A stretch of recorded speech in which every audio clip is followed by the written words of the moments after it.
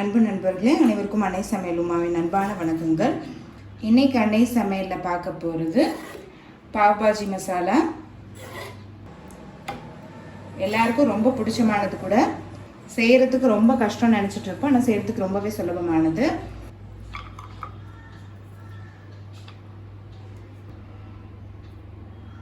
வாங்க எப்படி செய்கிறதுன்னு பார்க்கலாம்.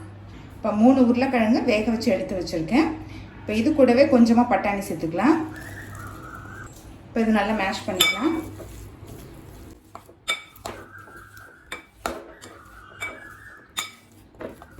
பட்டாணியும் வேக வச்ச பட்டாணி தாங்க.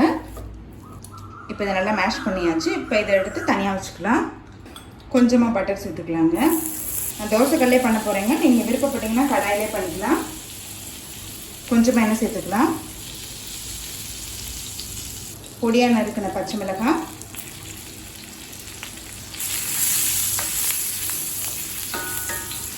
பொடியாக நறுக்கின வெங்காயம்,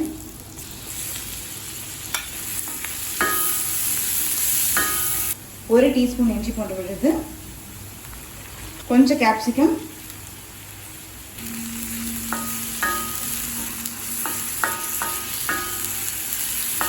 கொஞ்சம் மஞ்சள்தூள், 2 டீஸ்பூன் மிளகாய்த்தூள்,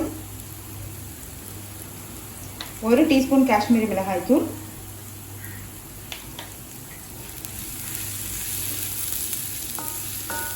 கொஞ்சம் எண்ணெய் சேர்த்துக்கலாங்க.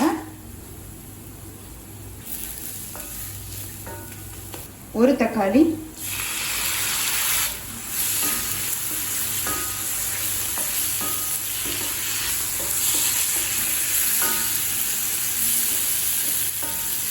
தேவையான அளவு உப்பு,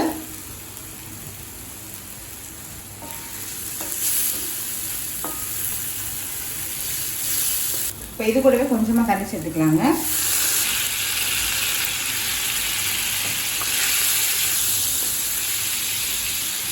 இப்போ இது ஒரு 2 நிமிஷம் மூடி வச்சிடலாங்க.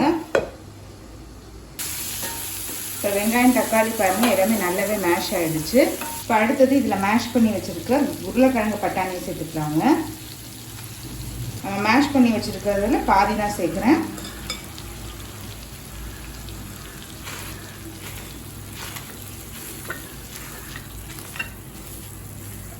இப்போ இது கூடவே கொஞ்சமாக தண்ணி சேர்த்துக்கலாங்க.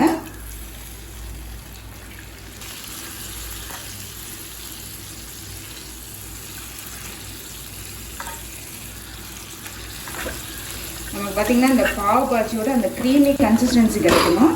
அந்த அளவுக்கு நல்லா மேஷ் பண்ணிக்கோங்க. உருளைக்கிழங்கு பட்டாணிலாம் தெரியவே கூடாது. இப்போ கொஞ்சமாக ரெட் ஃபுட் கலர் சேர்த்துக்கலாங்க.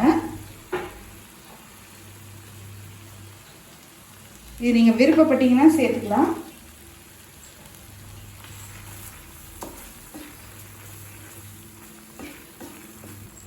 இப்போ கொஞ்சமாக தண்ணி சேர்த்துக்கலாங்க. 1 டீஸ்பூன் பாவ் பாஜி மசாலா. இது எல்லா கடைகளையும் கிடைக்குங்க. கொஞ்சமாக கரம் மசாலா, கொஞ்சம் கசூரி மேத்தி,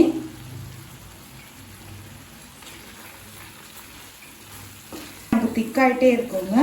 அதனால் அடிக்கடி சேர்த்துக்கோங்க. எந்த அளவுக்கு கன்சிஸ்டன்சி வேணுமோ அந்த அளவுக்கு சேர்த்துக்கிட்டே இருங்க. இப்போ கொஞ்சமாக பட்டர் சேர்த்துக்கலாம்.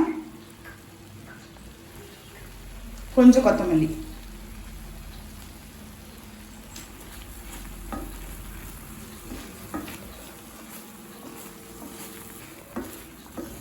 இப்போ பாவ் பாஜி மசாலா ரெடி ஆகிடுச்சுங்க. சர்வ் பண்ணிடலாம். இப்போ கொஞ்சமாக பட்டர் சேர்த்துக்கலாம். கொஞ்சமாக மிளகாய்த்தூள், ஸ்டவ்வை ஸ்லோலே வச்சுக்கோங்க. கொஞ்சமாக கரம் மசாலா, கொஞ்சம் கொத்தமல்லி. இது பார்த்திங்கன்னா ரெடிமேட் பாவ் வந்து கடையிலே கிடைக்குங்க. பிக் பாஸ்கெட்டில் இருக்குது. இப்போ அந்த 2 பன்னு மட்டும் நான் எடுத்திருக்கேன். இப்போ இந்த பண்ணை இதில் வச்சுக்கலாம்.